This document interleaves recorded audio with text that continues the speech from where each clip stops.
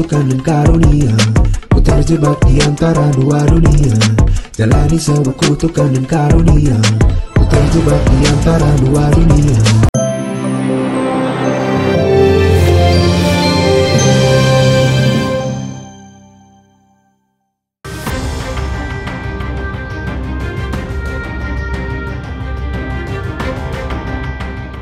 Pemirsa, pedangdut Dewi Persik kembali menjadi sorotan publik.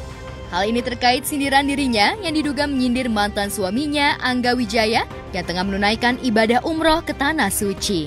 Dalam unggahan yang beredar di laman akun gosip, secara belak-belakan, artis yang akrab disapa DP itu membahas perihal uang hasil manggungnya yang dicuri mantan suaminya di saat Angga pamer foto umroh bareng wanita bercadar putih yang tidak disebutkan jati dirinya. Bahkan DP juga menyebut kalau uang miliknya telah dirampas dan dipakai Angga Wijaya untuk berangkat umroh. Hal itu membuat DP emosi dan secara spontan menyebut kalau Angga tak tahu malu karena beribadah menggunakan uang haram. Si Budianto lagi umroh katanya, gue bilang bagus lah. Iya bagus, tobat berarti kan. Duit dari nyuri banyak dari gue, alhamdulillah dibuat-buat umroh, bener gak? Daripada dibuat-buat yang lain, kan mendingan buat umroh.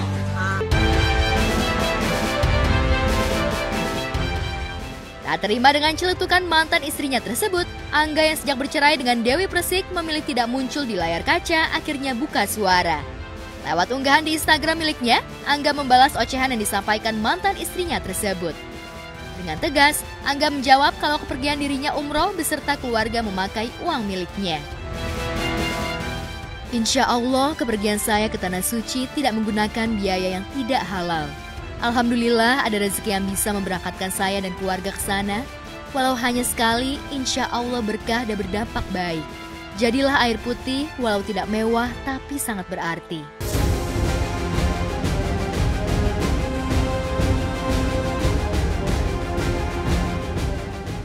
Namun saat dikonfirmasi soal tudingan membuka aib mantan suaminya tersebut, pemilik Goyang Gergaji justru enggan berkomentar lebih jauh terkait tuduhan miringnya ke Angga Wijaya. Tak hanya itu, Dewi juga menolak anggapan netizen soal perkataannya yang justru menyebar aib Angga. Gak ada hubungan ya. Aku masa depan bukan masa lalu yang kita omongin. Kan dulu pernah dibahas kan. Ngapain aku cemburu? Kalau yang sekarang lebih bagus kok. Tapi masa cemburu sama tapi berkembang.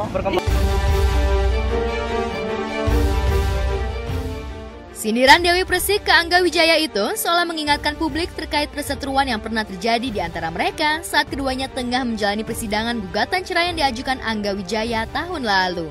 Usai digugat cerai Angga, Dewi langsung membongkar borok kelakuan Angga sebagai suami sekaligus manajer pribadinya.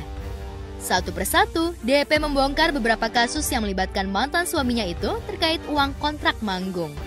Di Instagram miliknya, DP mengumbar kelakuan Angga Wijaya, salah satunya yakni kerap mengambil uang muka pembayaran manggungnya. Posisinya sebagai istri, kalian dibohongi sama suami kamu. Kalau kamu marah, apakah itu manusiawi? Saya tanya nih, kalian dibohongi diambil duitnya, ditipu duitnya, apakah kalian nggak marah? Saya tanya. Saya tanya nih, saya nggak pernah menuntut Angga untuk kasih saya duit seberapapun. Berapapun nilainya saya bersyukur, terima kasih. Saya perempuan nih, saya bukan sapi perah. Saya ini tulang rusuk, bukan tulang punggung.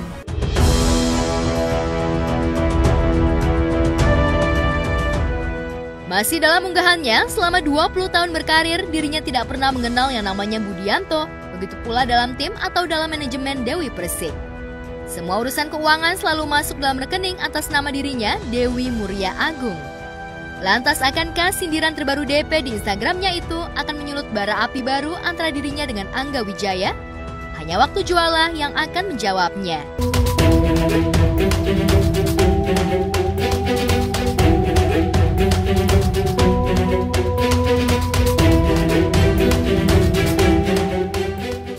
Sementara itu, di lain peristiwa pasca digugat cerai Aldila Jelita, 2 pekan lalu, Bekti dan Dila akhirnya kembali bertemu dengan suasana yang damai dan adem jauh dari pertikaian yang ada. Didampingi kuasa hukum kedua belah pihak, pertemuan mereka itu untuk mengklarifikasi mengenai berbagai isu yang beredar antara Bekti dan Dila yang selama ini beredar di masyarakat. Salah satunya yakni terkait sumbangan untuk Indra Bekti dari sahabatnya yang kabarnya mencapai puluhan juta.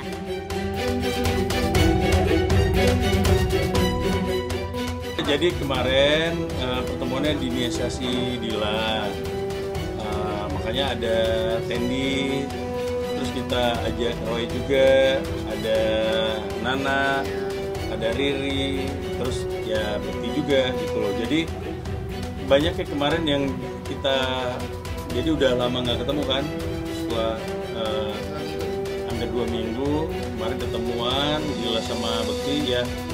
Bahas semuanya gitu loh. Jadi sebenarnya mereka ini baik-baik aja. Maksudnya untuk menyelesaikan permasalahan perceraian ini baik-baik aja. Tidak ada yang musuhan, ribut. Kenapa? Karena pada prinsipnya dari awal kan saya sudah sampaikan bahwa mereka berdua ini sepakat kalau masalah tersakiti, dua-duanya tersakiti, bukan salah satu. Bukan Dila tersakiti atau Bekti tersakiti, dua-duanya tersakiti. Tapi kami dari pihaknya Bekti sama Dila ini yang paling utama jangan sampai anak-anak yang tersakiti. Nah, pemberitaannya kemarin sudah mulai ngaco nih, maksudnya menyerang salah satu pihak, ya paling banyak ke Dila lah. Contoh satu, masalah sumbangan terkait Raffi Ahmad. Memang Bekti kan memang orangnya kan memang ya suka bercanda. Nah, dan ingatannya kan belum pulih benar gitu. Jadi pada waktu kemarin tunjukin itu dia seperti itu hanya bercandanya dia aja sebenarnya. Sebenarnya yang terjadi Bekti itu tahu waktu terima uangnya dipakai buat apa, dan pada saat terima uang dari Raffi pun itu sudah dikonfirmasi ke Raffi, memang dia memang lupa. Dan nanya juga Mas Bektinya emang dalam kondisi sekarang masih belum sehat gitu, jadi emang dia masih short memory untuk saat ini gitu. Jadi kemarin memang ada pertemuan, sebetulnya pertemuan itu terjadi karena memang inisiasi dari Dila. Hari Sabtu siang aku ditelepon sama Dila, diminta untuk bersedia hadir karena Dila mau ada pertemuan dengan Bekti, dengan Roy, manajernya Bekti, dan pengacara Bang Milano. Terus ya aku tanya, kok Dila minta aku untuk hadir. Ya aku bersyukur sih, maksudnya mungkin di sini Dila merasa bahwa aku termasuk dari bagiannya Bekti dan Dila bersahabat lama dan mempercayakan kepada aku untuk bisa menjadi saksi dari pertemuannya mereka. Basically sih pertemuan kemarin udah nggak usah. Jadi pertemuan kemarin itu sebetulnya hal yang baik sih, karena keinginan dari Dila untuk bisa membuka pintu silaturahmi untuk Bekti dan juga anak-anak.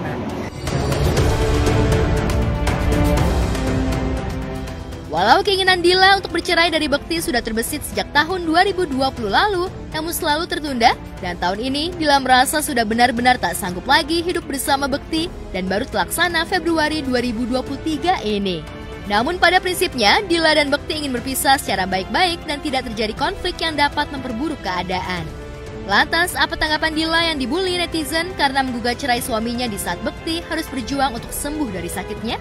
Benarkah sejak menggugat cerai suaminya, Dila tidak lagi memperhatikan kondisi kesehatan Bekti? Ya nggak juga, Mas Bekti bukan yang ditinggal seronta-ronta sendirian. Saya yakin dia sama keluarganya yang penuh dengan kasih sayang, melebihi saya pastinya. Tapi saya sebagai ibu dari anak-anak saya, pasti saya memikirkan mantan suami saya, atau sekarang masih suami saya, intinya terus pasti saya pikirin. Itu saya masih, anak-anak saya masih nanyain bapaknya, jadi pasti akan selalu saya pikirin.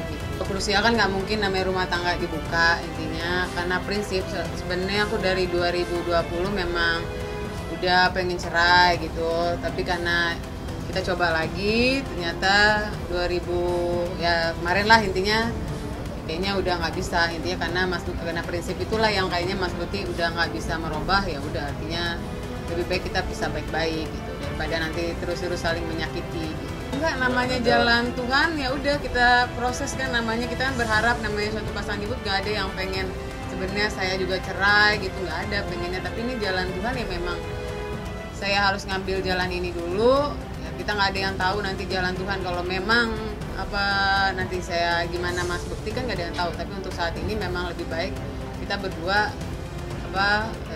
hidup masing-masing gitu aja. Mengenai hak asuh anak dan harta gonogene, Dila enggan berkomentar lebih jauh lagi. Namun demikian, baik Bekti dan Dila sudah menjelaskan panjang lebar ke anak-anak mereka soal perceraian orang tua mereka.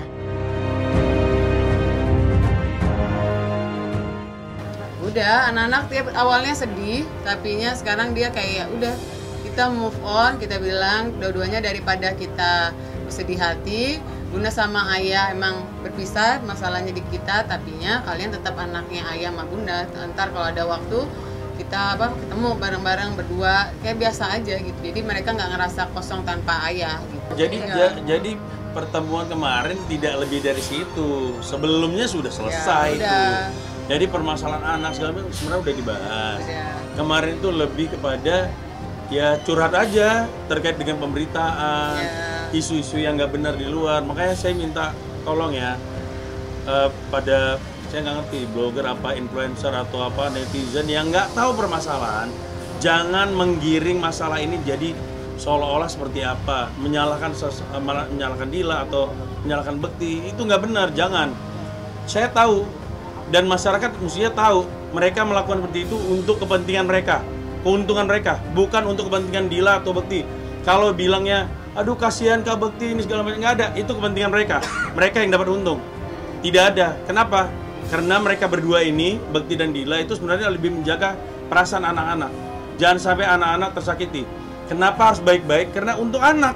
Jadi jangan kalian yang bikin hancur semuanya. Sementara itu, sebelum pertemuan kemarin terjadi, Bekti dan Dila sudah lebih dulu bertemu dengan didampingi sahabatnya. Pertemuan keduanya itu berlangsung dalam suasana adem dan jauh dari sikap emosi. Bekti dan Dila bahkan sempat berpelukan usai sepakat untuk bercerai. Hal itu diketahui dari unggahan sahabat Bekti, Indi Barens, melalui laman media sosial Instagram Indi. Jadi kemarin ini sempat ada rame-rame tuh. Ada satu bahasan, bahkan postingan di mana-mana. Waktu itu Bekti sempat syuting ya sama Raffi sama Irfan Hakim. Ada yang disampaikan sama Raffi, katanya dikasih lihat tuh sama Raffi. Raffi pernah menyumbang 50 juta pada saat Bekti lagi sakit ya, dia disumbang 50 juta. Terus Raffi ngomong sama Bekti, video ngomong dulu waktu di program itu, gue udah ngirim uang nih buat Bekti 50 juta, tapi dikirimnya lewat rekeningnya Dila. Tapi waktu itu Bekti berlaku atau bereaksi, aku nggak tahu, terus Bekti pingsan. Ini kan menimbulkan persepsi dari masyarakat atau orang-orang yang lihatnya, kok Dila gitu sih dapat sumbangan tapi nggak dikasih ke Bekti gitu. Dila mau menyampaikan apa? Semuanya itu mungkin karena Mas Bekti juga mungkin pemikirannya belum sadar apa gimana. Pulih ya. Tapi kenyataan itu saya udah kasih tahu juga ke manajernya Mas Bekti berapa yang udah ditransferin gitu. Sini aku juga masih punya gitu. Nah di sini juga ada videonya. 50 jutanya udah aku kasih ke Mas Indra dan sudah dipakai untuk urusan rumah obatan gitu. Jadi nggak ada istilah bahwa uang yang dikirim atau disumbangkan buat Bekti itu dimakan sama Dila, enggak gitu. Malah diketahui sama Irfan nilai nominal lah apa segala macem. Nah di situ Bekti memang bereaksi pas dengar nilainya segitu, terus Bekti bereaksi pingsan gitu. Nah ternyata lu begitu kenapa? Karena aku lupa gitu, kayaknya belum dikasih deh gitu aku. Ternyata tuh udah ada videonya, Dila kasih juga. Jadi pas besokannya, jadi setelah selesai FYP-nya, terus jadi kan aku jadi belum bahas tuh, jadi baru besoknya aku bahas ya tadi ya sama Dila. Pas pertemuan kemarin ya aku yang tanya sama Dila, jadi biar nggak jadi risuh dan kusut gitu di luar, dia sebetulnya gimana sih? Nah bahkan Dila ada bukti waktu menyampaikan ucapan terima kasih ke Raffi, ada kok di Instagram aku upload ke video bukti mereka. Kalau mau diambil. Jadi memang dia yang lupa. Iya, punya kan jadi bukan Dila lagi kan, yang dianggap jadi kena short term memory gitu. Walaupun kita seperti ini, kita bersahabat ya, kita bisa berpelukan kan gitu. Namun Lila sudah tidak satu suami istri. Sama aku udah bukan suami istri, jadi aku juga pun harus hati-hati untuk menjaga marwahnya dia juga sebagai muslimah ya. Ada batas tentunya udah. Jadi sayangnya tidak ada batasnya ya kalau sayang. Ya kalau sayang betul, sayang tuh gak ada batasnya.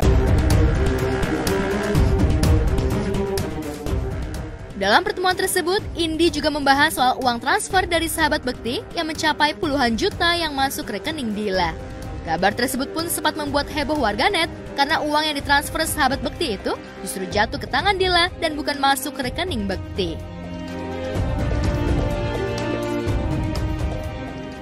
Aku sepertinya tuh pada saat setelah kena benturan itu ada pecah pembuluh darah ya.